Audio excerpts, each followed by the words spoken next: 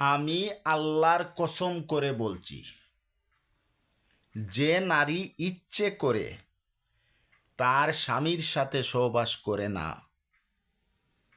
সারা রাত আল্লাহর ফেরেশতারা ওই নারীর উপরে অভিশাপ দিতে থাকে।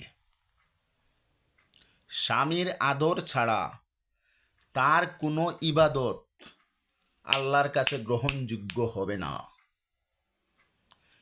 এমন কিছু বেয়াদ্দব নারী আছে যাদের কারণে তার স্বামী পরকীয়ায় লিপ্ত হয়, নতুবা দ্বিতীয় বিবাহ করতে বাধ্য হয়। একজন পুরুষ যখন ঘরে ভাত পায় না, তখন সে বাইরে খাবার খুঁজে। কথাটা শুনতে অনেক খারাপ লাগতেছে জানি, কিন্তু এটাই বাস্তব।